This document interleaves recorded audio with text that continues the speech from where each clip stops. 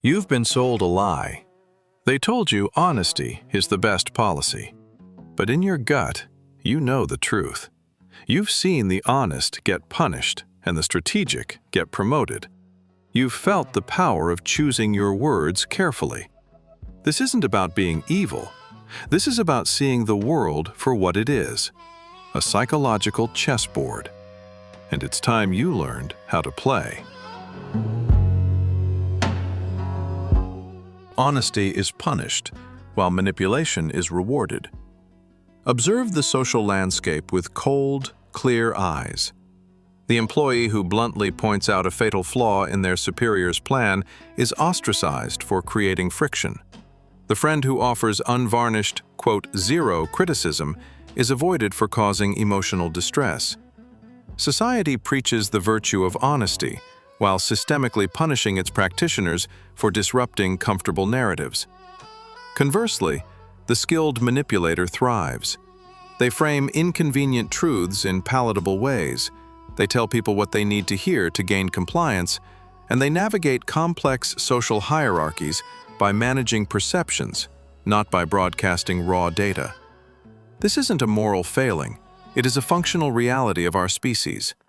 The rewards, promotion, affection, influence, power, flow not to the brutally honest, but to those who understand that human interaction is a game of psychology. To be rewarded, you must play the game as it is, not as the rule book pretends it to be. Honesty is a tactical liability in most situations. Strategic communication is the ultimate asset for survival and advancement. People don't want the truth. They want their version of the truth validated. The human mind is not a truth-seeking device. It is a survival machine. Its primary function is to maintain a stable, coherent internal model of reality that minimizes cognitive dissonance and protects the ego.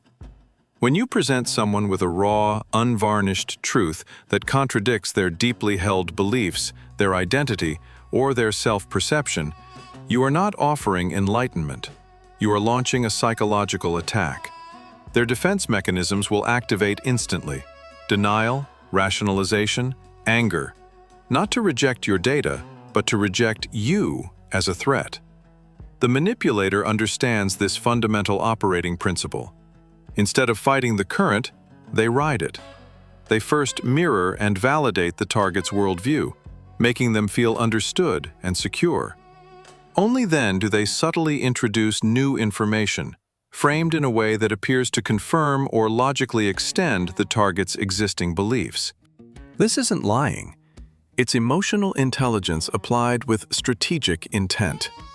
While the honest person is being cast out as an antagonist, the manipulator is welcomed as an ally. Does this resonate with you? Let me know in the comments if you've seen the truth teller get burned for refusing to validate a fragile ego. Your silence on this is a cage. But before you comment, stay with me. Because the final truth, number 11, is the master key. It's the one that dismantles the entire moral system society uses to keep you in your place. Don't you dare miss it.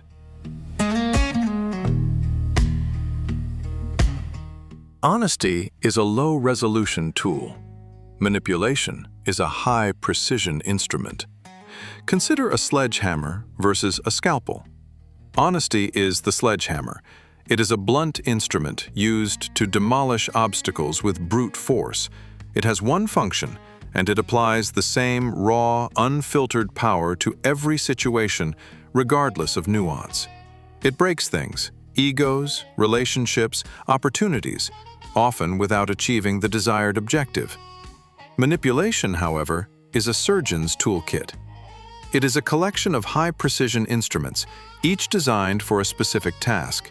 It requires deep knowledge of the subject's anatomy, their psychology, their insecurities, their ambitions. A skilled operator doesn't crush resistance. They find the nerve and apply precise pressure. They don't declare a truth. They ask questions that lead the target to discover it themselves, preserving their ego. To rely solely on honesty is to admit you are an unskilled laborer. To master manipulation is to become a surgeon of human interaction, capable of effecting complex change with subtlety, control, and unparalleled effectiveness. It is the difference between demolition and architecture. Deception is an evolutionary survival mechanism hardwired into our DNA.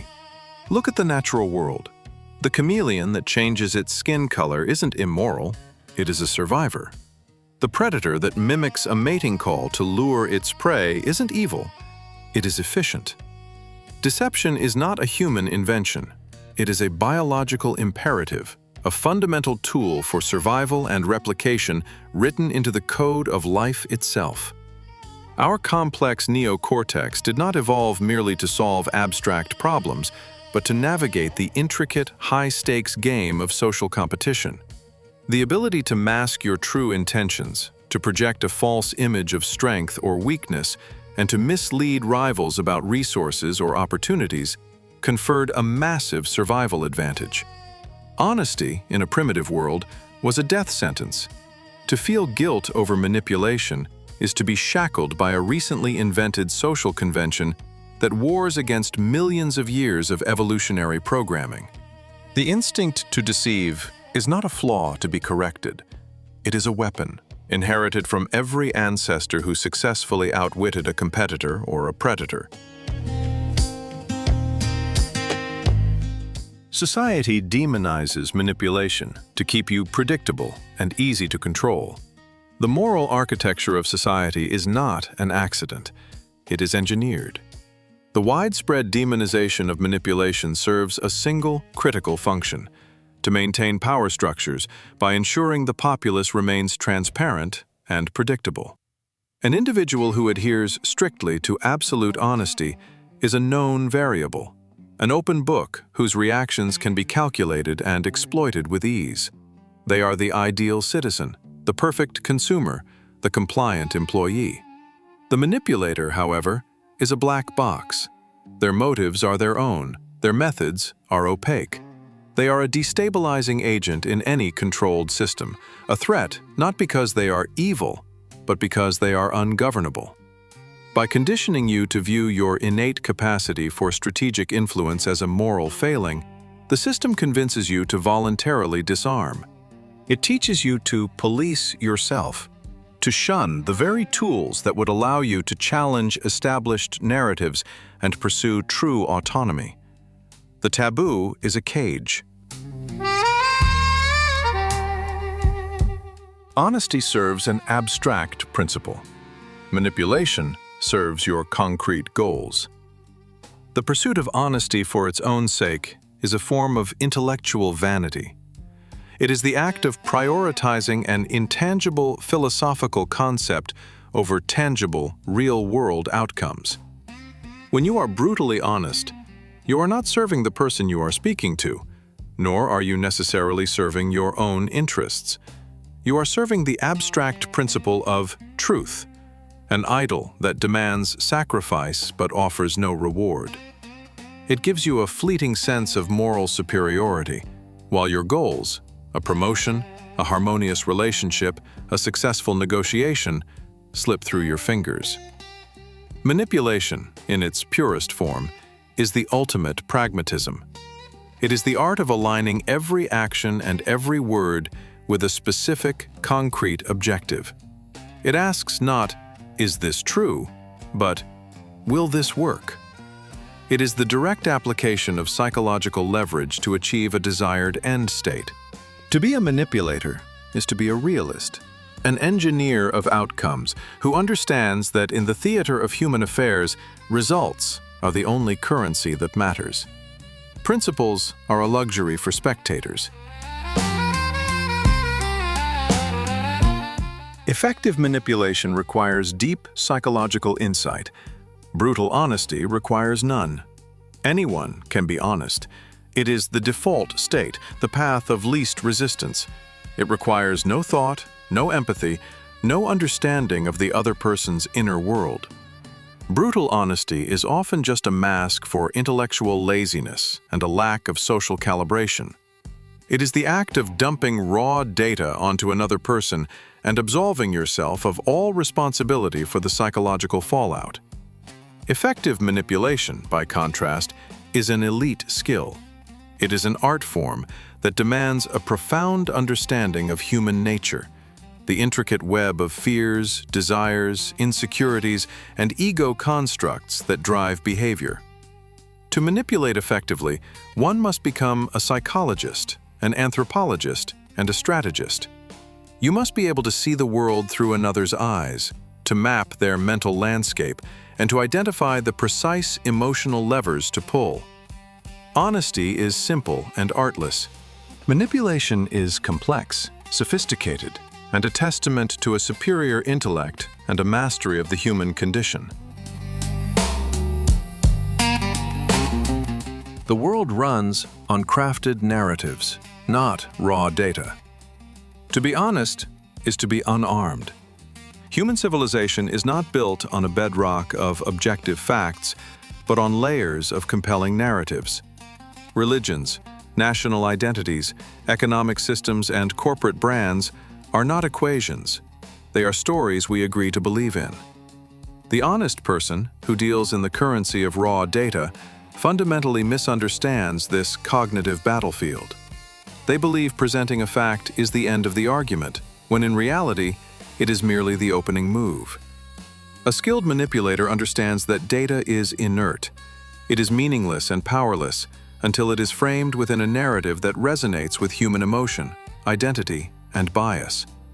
They are the architects of belief, shaping perception by telling the better story. To offer only unvarnished truth is to bring a single, contextless brick to a master builder. You are not contributing, you are providing raw material for their design. To be merely honest in a world of narrative warfare is to be functionally unarmed, ceding control of reality to those who can tell a more persuasive story. In any hierarchy, information is controlled, not shared freely. Honesty is a strategy of the powerless. Power is not maintained through transparency. It is maintained through the strategic control of information.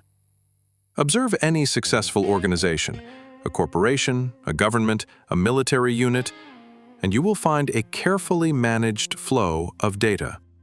Information is compartmentalized, classified, and released with deliberate timing and framing to serve the objectives of the leadership. Full, radical honesty is a destabilizing force that threatens this control. The individual who shares everything they know, without regard for strategic implication, is not a virtuous actor, but a liability. They are a loose cannon, undermining leverage and destroying tactical advantage. This is why honesty is a luxury afforded only to those with no power to lose. It is the naive strategy of the lowest ranks. Those at the top understand that information is the ultimate currency. To acquire power, you must first learn to hoard, shape, and deploy it with precision. To reveal your hand willingly is to forfeit the game before it has even begun.